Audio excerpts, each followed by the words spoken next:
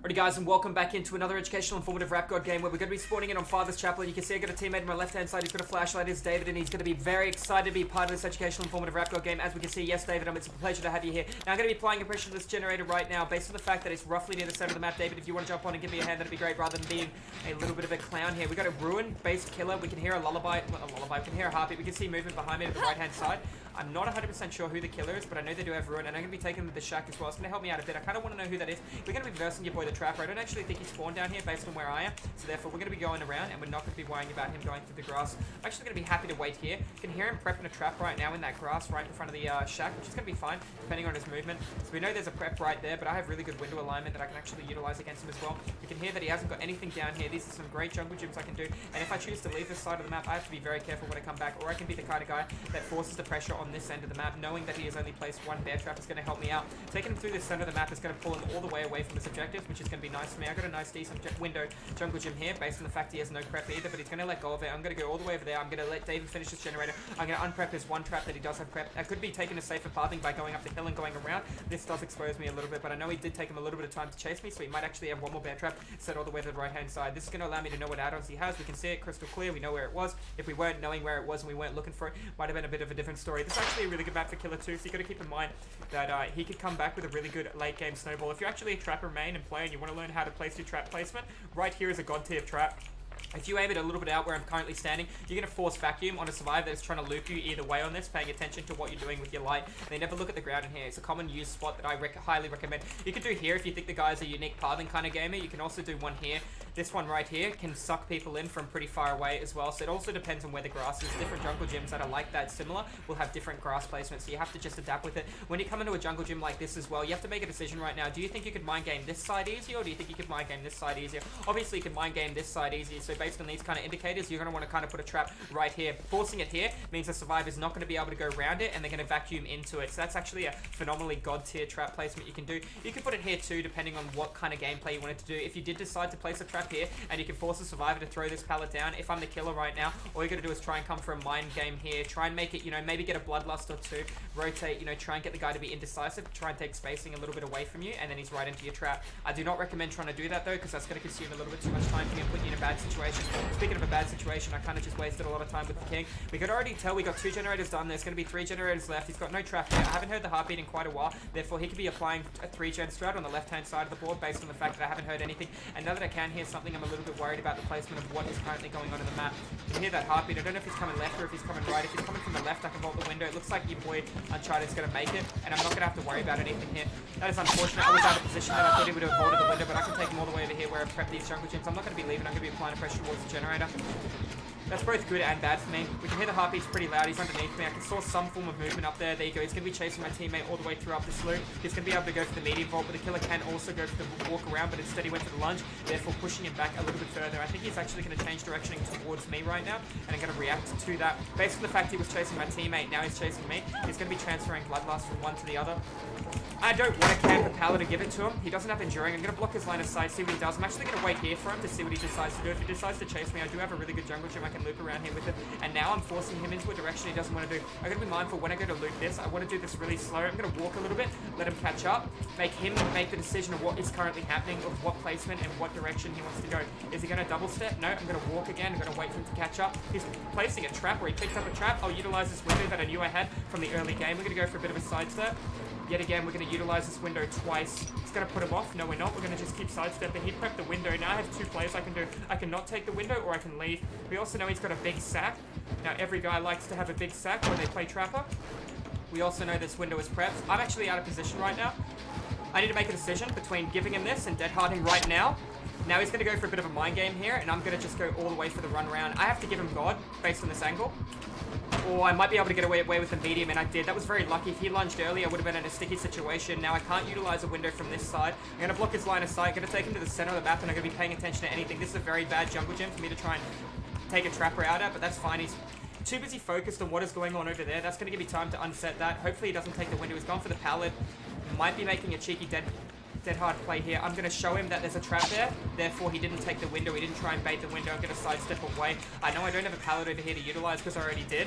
At the same time, my teammate is going to get punished and go down for it. If he does pick him up now, I could maybe go for a bit of a play on this trap. Looks like he knows where the other guy is, and he's going to be crawling in between the pallet. If he takes a free hit on the king, I can go for the save here, but do keep in mind I don't have access to Dead Hard. I do have Iron Will, so he's not going to be able to hear anything. If the king is currently crying, he's going to be going for a bit of a cheeky play here. I don't know what the king's play right now is, apart from just run around, and this guy's just going to wait. He's just going to choose to outweigh. Do keep in mind, I have one teammate unaccounted for who could be going for an adrenaline play. I got to be mindful I don't run into a bear trap here. He's most likely going to catch this king based on Bloodlust itself. I'm going to hide right here and see what he decides to do. If he's going to pick the king up, this means this guy's fully recovered right now. He's had too much time on the ground, and I'm going to be able to get away with that. I'm also going to be getting away with unprepping this, giving him time to do this, allowing me to save the king with Dead Hard through borrowed time as well if I need to. Gonna cut from the right-hand side, wait for my Dead Hard so I can cover him on the stake. I've got my teammate thinking the exact same play. We're both gonna go here. I'm gonna wait. I'm gonna Dead Hard for the window into an Adrenaline. That was really dirty for that. You notice I got a massive speed boost based on the fact that that was flawless timing. Now that guy went down through to NOED tier 1, which is really inconvenient. I want to kind of go and open a door or prep, but at the same time I want to be mindful that this killer doesn't get a lot of prep around this one player. I want to check the shack because I didn't actually pay attention to see if there was a totem in it. I don't even have to go into the shack. I can look through the outside over here to the left-hand side, and I can't actually see from this angle, so I might go for a little bit of a cheekier look. Now I know the god isn't placed here too, or prepped. Looks like he's just going to camp him, which is fine. I want to go around the entire board and look for it. There's not too many totem spots on this map. Unless he got lucky and the totem spawn is right in front of him, we will be in a decent situation. Now I know he's going to be going around for a little bit of prep, which is a perfect opportunity for all of us, even though the king is walking around there. It's probably a bad call for him. Keep in mind it's NOED 1, so the killer's going to be receiving 3% movement speed. I'm going to just keep walking around and I'm going to be paying attention to anything. Going through the skirt of the map might be a bit of a bad idea based on the fact I probably have another teammate doing that, and doubling up on our own scratch marks or our own movement is going to be a little bit bad in terms of time management. Could be over here all the way beside the carnival. I want to make sure we're going a little bit wider than normal. This door will not be prepped based on the fact that we should be looking for saving our teammate. He has 120 seconds to death. We're looking at the timer right now. He's a little bit closer than he should be. That totem is a dull, therefore I'm not going to waste my time trying to apply pressure for it. We should have another totem coming up here in between this jungle gym, so we're going to be walking across. We know we don't have a chest in there either. We've seen 2 of our chests and the basement, so we know roughly where everything is.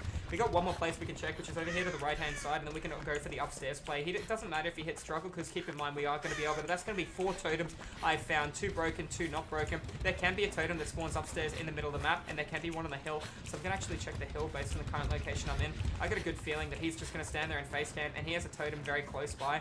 Why else would he have grabbed that bear trap if he has form of lethality and instant down? So I'm going to be saying this guy's in a really bad spot. I'm hoping that my teammate is going upstairs checking all of that. I'm going to just try and take a little bit of spacing. I don't think he's going to let me search that chest, even though he's playing close to the proxy camp there too. Got to check upstairs, go for the play off that. I am on full health. I will happily trade with him if NOED has gone. We can see fillers all the way over there trying to make the play, but unfortunately that is going to result in 2 people going down towards the killer. Totem can spawn to the far top left-hand side. Let's have a bit of a look, and that is going to be a lamp. That's unfortunate. He's going to camp, make sure he gets that kill there, and then he's going to be playing towards the other guy as well. Remember, David King is over here looking for some form of affection. I might be able to make this too. Even if I go for the trade, it's going to be fine. I want to make sure that we can save this guy's life at the last second. I had to sidestep that, and we managed to pull it off as well. That's going to be into a borrowed time. I got really lucky I sidestepped this trap too. Keeping in mind my other teammate is in the basement, I want to have a bit of a look over here. This is the one area that I haven't had an opportunity to look for some form of no, I've got nothing over here. There's no... I don't actually know where the totem is. I've gone around the entire board. Father's Chapel is a rather small map. Got another totem over there. So we've seen absolutely everything on the table that is available. Do keep in mind my teammate did have access to borrowed time. I don't think the killer's going to be chasing me all the way to this side of the map. He's going to be playing closer to the proxy. So I don't actually know where this could be, guys. I'm kind of stumped for information. I guess it could be in the grass over here.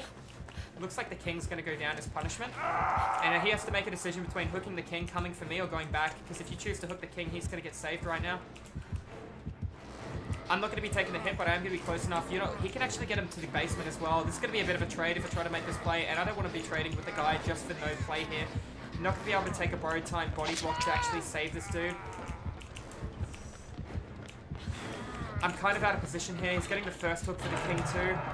I could have tried to hide behind one of the Jennies. Oh, it's so risky going through the window. I don't want to risk it this late into the game where the guy's got NOED and he's waiting in front of the exit gate. But do keep in mind that it's going to give him 60 seconds till he's dead. Gives the killer all the time to go for the prep, but I don't actually have any form of information. I'm kind of running out of things to be able to talk about. I have no information. The only area I want to double check is most likely going to be all the way down here to the left-hand side, unless this guy who just got off the hook knows where it is.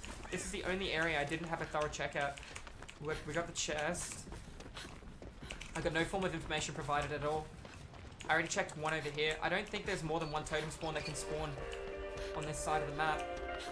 So I'm checking real close here. I don't know of which spawn it's going to be at because I did check quite a lot of them. That's going to most likely be a DS play in the locker, and that way he can run to the basement and save the other guy. Therefore, the killer put himself in a bad situation with the 1 minute of mortality perk, putting him, like I said, in a horrid spot. I got no idea what this NOED is, guys. I've gone around the board quite a few times. My teammate has opened the door based on the fact he knows there's no time left to be able to go for the save on the other dude.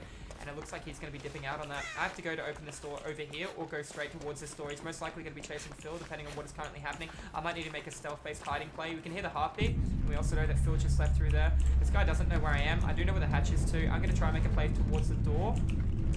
It's really risky and dangerous for me when I shouldn't. I don't even need to do this based on the fact of what the killer is currently doing. We saw one of his traps. I'm going to go all the way around. I could actually set it off for a little bit more blood points if I want to be a cheeky boy, but at the same time, if I step in it, it's going to be instant karma towards me. It's going to give me 300 blood points, and it's going to be that little bit that I need to get a slight bit closer to cap, but I'm still not going to be able to cap. So we're going to be walking away with a lot of blood points. Unfortunately, I didn't know where NOED is, and I couldn't assist the team. Even though I looked around, I didn't go in, I didn't trade. I did have an opportunity. I was 120 seconds from death on hook based on the fact he hadn't hooked me or caught me, but that just shows you the power of NOED. So guys, GG's well played. If you're watching this one over at YouTube, make sure you hit the subscribe button. I'm sorry that it was a bit of a dull, educational, informative RapGod game, but I hope you guys had a wonderful time, and I'll be seeing you in the fog next time we do some educational Dead by Daylight content. Take care, be awesome, and don't hesitate to pop in the live streams where I stream DVD 5 days a week.